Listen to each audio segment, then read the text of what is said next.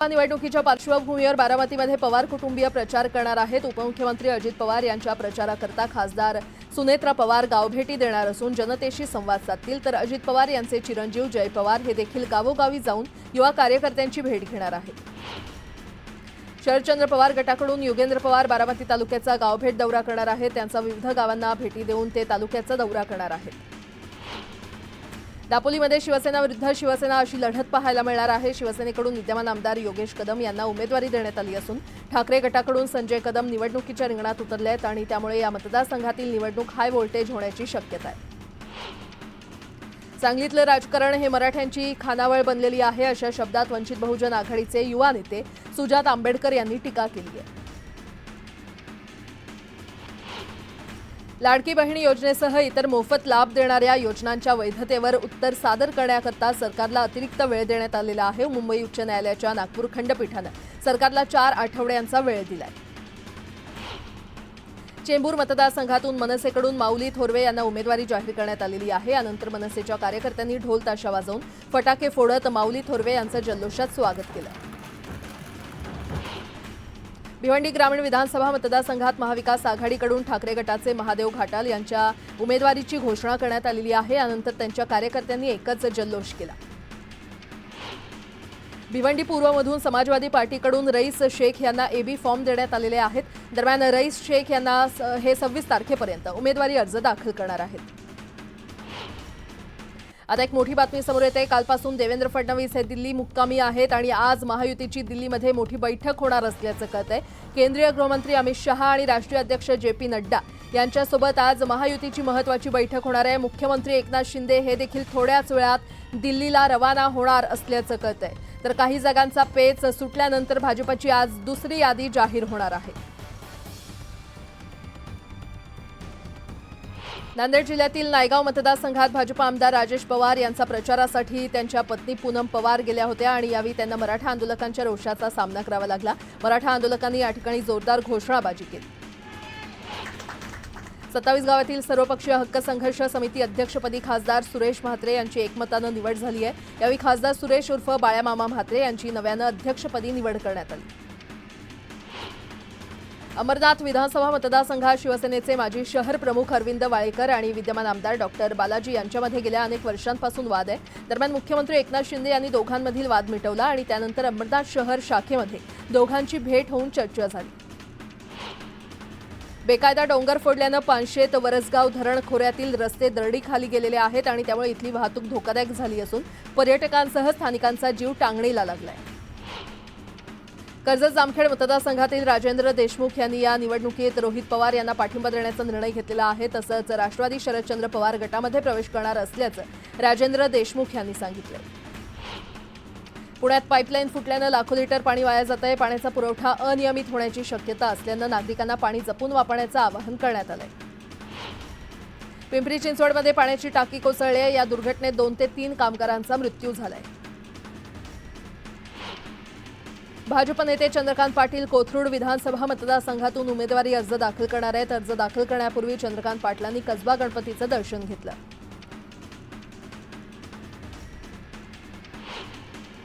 आता एक मोठी बातमी समोर येते। उद्धव ठाकरे यांनी शिवसेना उबाठा ठाणे जिल्हा प्रमुख सदानंद थरवळ यांनी खरमरीत पत्र लिहिलेलं आहे। शिवसेना उबाठा जिल्हा प्रमुख सदानंद थरवळ यांनी पत्राद्वारे राजीनामा दिलाय।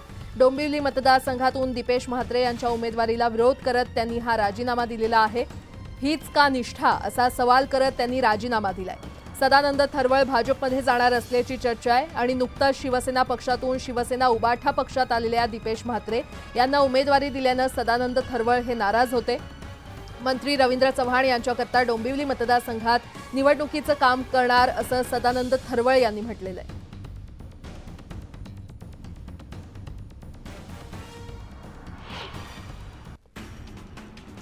सरकारचं अनुदान देऊन काही जिन्नसांची विक्री भारत ब्रँड अंतर्गत सुरू आहे। मात्र ऐन दिवाळीच्या तोंडावर डाळी तांदूळ आणि गव्हाचं पीठ महागलंय तर अख्खा हरभरा आणि मसूर डाळीच्या किमतींमध्ये देखील वाढ झाली आहे।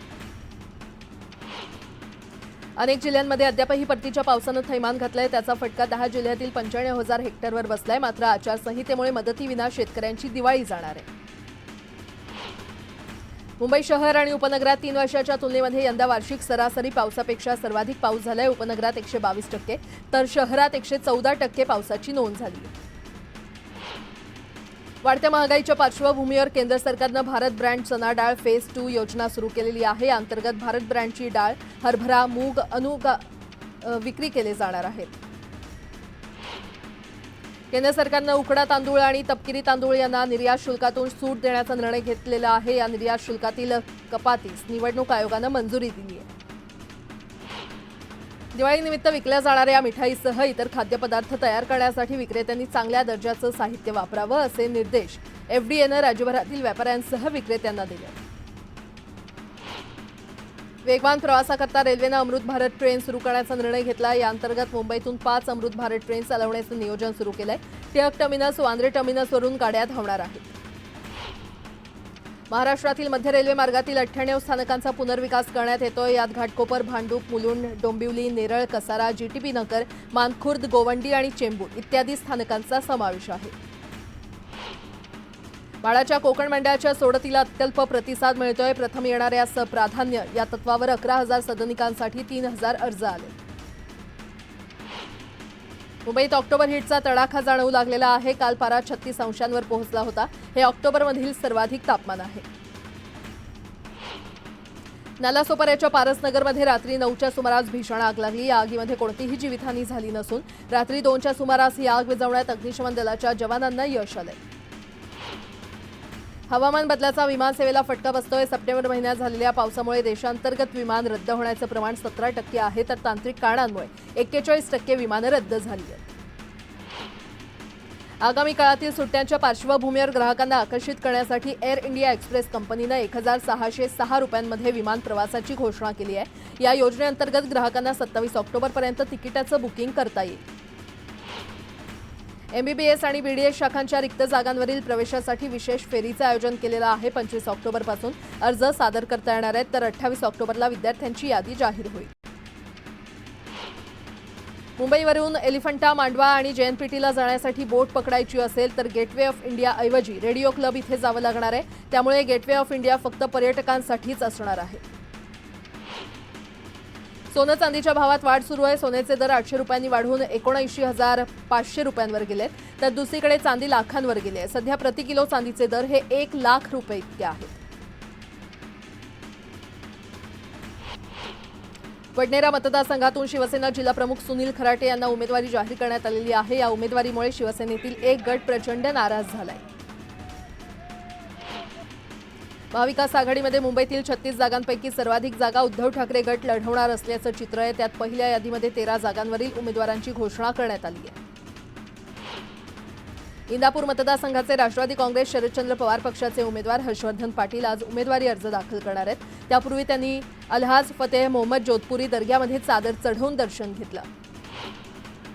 सलमान खानला पुन्हा जीवे मारण्याची धमकी देण्यात आली आहे। यावेळी 5 कोटींची खंडणी मागणाऱ्या आरोपीला पोलिसांनी अटक केली आहे। झारखंडमधून आरोपीला बेड्या ठोकण्यात आल्या। अकोल्यात पारस येथील एका 25 फुटाच्या कोरड्या विहिरीत पडलेल्या काळविट्याला बाहेर काढण्यात यश आलंय। प्राणीप्रेमींनी जाळीच्या सहाय्यानं काळविट्याला जीवनदान दिलंय। मुंबईत दरवर्षीप्रमाणे यंदाही दिवाळीनिमित्त खाद्यपदार्थांमध्ये होणाऱ्या भेसळीची शक्यता लक्षात घेऊन अन्न आणि औषध प्रशासनानं विशेष मोहीम हाती घेण्याचा निर्णय घेतलाय। विक्रेत्यांनी नियमांचं उल्लंघन केल्यास त्यांच्याविरोधात कडक कारवाई करण्याचा इशारा देण्यात आलाय। भायखळा येथील राणीच्या बागेत गेल्या 3 ते 4 वर्षात एकही नवीन प्राणी आणलेला नाहीये। प्राणी आणण्यासाठी केलेली तरतूद देखील वाया गेली आहे। यूपीच्या मुझफ्फरनगरमध्ये एका ट्युशनमध्ये शिक्षकानं विद्यार्थ्याला बेदम मारहाण केल्याचं समोर आलंय। सोशल मीडियावर हा मारहाणीचा व्हिडिओ व्हायरल झालाय। यूपीच्या कासगंजमध्ये पिस्तूल हातात घेऊन डान्स केल्याची घटना घडलेली आहे। दहशत निर्माण करण्यासाठी युवकानं व्हिडिओ बनवलाय। एका मूकबधीर युवकावर पेट्रोल टाकून जिवंत जाळल्याची घटना समोर आली आहे। छत्तीसगडच्या जशपूरमध्ये ही घटना घडली आहे। बिहारच्या दरभंगात ऑर्केस्ट्रातील महिलेसोबत अश्लील डान्सचा प्रकार समोर आलाय। हा व्हिडिओ सध्या चांगलाच व्हायरल झालाय। यूपीच्या मुझफ्फरनगरमध्ये किरकोळ कारणावरून 2 गटात वाद झाला। वादानंतर 2 गटात तुफान दगडफेक करण्यात आली। यूपीच्या इटावामध्ये जेवणाची डिलिव्हरी देण्याच्या कारणावरून एका हॉटेल मालकाला मारहाण करण्यात आली। मारहाण करणाऱ्या आरोपींमध्ये एका पोलिसाचा देखील समावेश आहे। तुर्कीची राजधानी असलेल्या अंकारामध्ये 26/11 सारखा दहशतवादी हल्ला झालाय. यात 10 जणांचा मृत्यू झालाय. हिजबुल्लानं लेबनॉनमधील एका मशिदीत ग्रेनेड लॉन्चर आणि मिसाईलचा साठा लपवल्याचा दावा इस्रायलच्या सेनेनं केलाय. इस्रायलच्या एअर स्ट्राईकमध्ये हिजबुल्ला के हाशेम सफीद्दीन ठार झालेला आहे. हिजबुल्ला या वृत्ताची पुष्टी त्यानं केलेली आहे.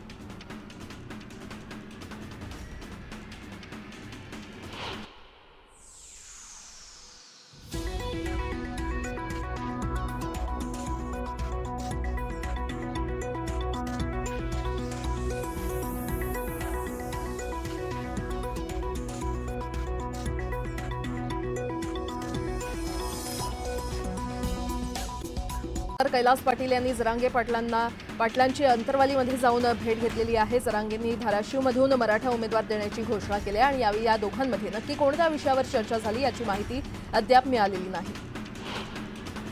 भाजप विधिमंडळ पक्षाची आज संध्याकाळी मुख्यमंत्र्यांच्या निवासस्थानी बैठक होणार आहे. विधानसभा अध्यक्ष आणि उपाध्यक्षांच्या नावांना मंजुरी दिली जाणार आहे.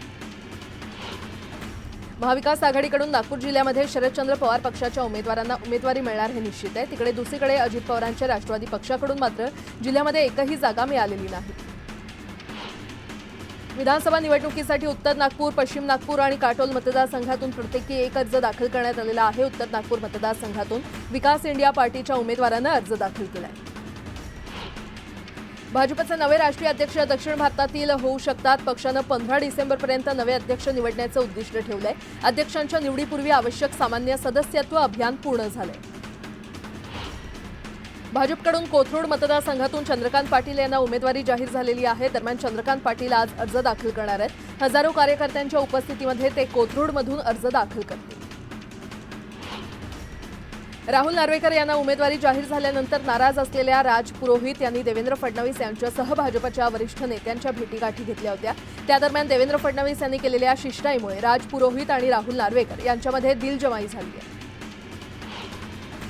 साताऱ्यातल्या जावळी विधानसभेचे भाजपचे उमेदवार शिवेंद्रराजे भोसले यांच्या प्रचारासाठी शेंद्रे इथे कार्यकर्त्यांचा मेळावा आयोजित करण्यात आला. या मेळाव्याला खासदार उदयनराजे भोसले उपस्थित होते. यावेळी शिवेंद्रराजेंसाठी काय पण म्हणत उदयनराजेंनी कॉलर उडवली.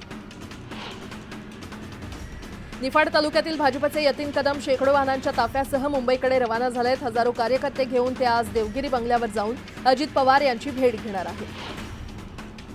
रत्नागिरी जिल्ह्यातील दापोली नगरपंचायतीमध्ये 7 नगरसेवकांनी अजित पवार गटाला सोडचिठ्ठी दिली आहे. पत्रकार परिषद घेऊन नगरसेवकांनी जाहीर निर्णय केलाय. आगामी विधानसभा निवडणुकीसाठी महाराष्ट्र नवनिर्माण सेनेची तिसरी यादी जाहीर करण्यात आलेली आहे. या यादीमध्ये अनपेक्षितपणे नाशिकमध्ये भाजपला धक्का देण्यात आला असून या यादीमध्ये पालघर आणि नाशिकमधील काही जागांचा समावेश करण्यात आलाय. कृषी मंत्री धनंजय मुंडे बीडमधून उमेदवारी अर्ज दाखल करणार आहेत. त्यांच्यासोबत भाजप नेत्या पंकजा मुंडे उपस्थित असतील. मुक्ताईनगरमधून महाविकास आघाडीतर्फे रोहिणी खडसे उमेदवारी अर्ज दाखल करणार आहेत. तर महायुतीकडून चंद्रकांत पाटील शक्तीप्रदर्शन करत उमेदवारी अर्ज भरणार आहेत.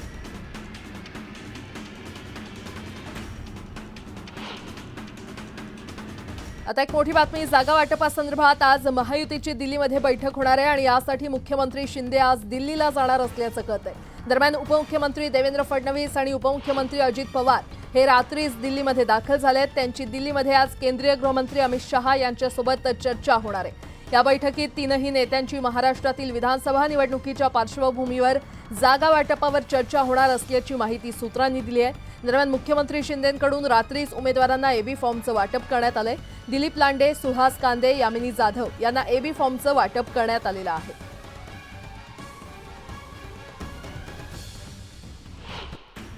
धाराशिवमधून तानाजी सावंत, भाजपचे राणा जगजितसिंह पाटील आपला उमेदवारी अर्ज दाखल करणार आहेत. तर भूम परांडामधून प्रवीण राणबागुल हे उमेदवारी अर्ज भरणार आहेत. आंबेगाव मतदारसंघातील अजित पवार गटाचे उमेदवार दिलीप वळसे पाटील अर्ज दाखल करणार आहे. शक्तीप्रदर्शन करत उमेदवारी अर्ज ते दाखल करणार आहेत.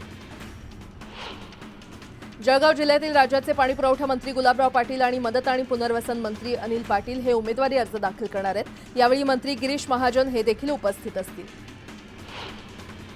इस्लामपूर मतदारसंघातून राष्ट्रवादी शरदचंद्र पवार पक्षाचे नेते जयंत पाटील उमेदवारी अर्ज दाखल करणार आहे. शक्तीप्रदर्शन करत ते आपला उमेदवारी अर्ज दाखल करतील. सिंधुदुर्ग, कुडाळ, मालवण मतदारसंघाचे आमदार वैभव नाईक यांनी आज जाहीर सभा त्यांची होणार आहे. कुडाळमध्ये सकाळी त्यांची सभा होणार असून यानंतर ते आपला उमेदवारी अर्ज दाखल करणार आहेत. शिवसेनेचे अर्जुन खोतकर आज उमेदवारी अर्ज दाखल करणार आहेत. खोतकर जालन्यामधून उमेदवारी अर्ज भरणार आहेत. कल्याण पूर्व विधानसभा मतदारसंघातून भाजपकडून सुलभा गायकवाड आज उमेदवारी अर्ज दाखल करणार आहेत. उपमुख्यमंत्री देवेंद्र फडणवीसांच्या उपस्थितीमध्ये गायकवाड शक्ती प्रदर्शन करणार आहेत. दापोलीचे विद्यमान आमदार योगेश कदम आज उमेदवारी अर्ज दाखल करणार आहेत. अर्ज दाखल केल्यानंतर दापोलीतील आझाद मैदानावर महायुतीची प्रचार सभा पार पडणार आहे. पाथरी विधानसभेसाठी राष्ट्रवादी काँग्रेसकडून निर्मला विटेकरांना उमेदवारी जाहीर करण्यात आलेली आहे. दरम्यान नाराज झालेले शिवसेनेचे अल्पसंख्याक प्रदेशाध्यक्ष सईद खान यांनी बंडखोरी करत 29 तारखेला उमेदवारी अर्ज भरण्याची घोषणा केली आहे. हिंगोलीच्या कळमनुरीमध्ये विद्यमान आमदार संतोष बांगर आज उमेदवारी अर्ज दाखल करणार आहेत. निवडणुकीमध्ये मोठ्या मताधिक्यानं निवडून येईल असा विश्वास बांगर यांनी व्यक्त केला आहे. सांगलीमध्ये आज सर्वपक्षीय नेत्यांकडून उमेदवारी अर्ज दाखल करण्यात येणार आहे. कवठे महाकाळमधून रोहित पाटील आज उमेदवारी अर्ज दाखल करतील. यावेळी ते मोठं शक्ती प्रदर्शन देखील करण्याची शक्यता आहे.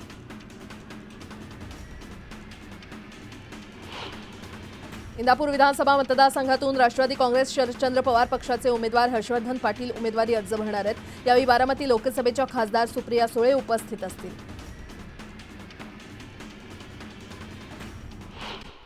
पत्रामध्ये आता पाहणार आहोत सुपरफास्ट 100 बातम्या. सुरुवात करूया.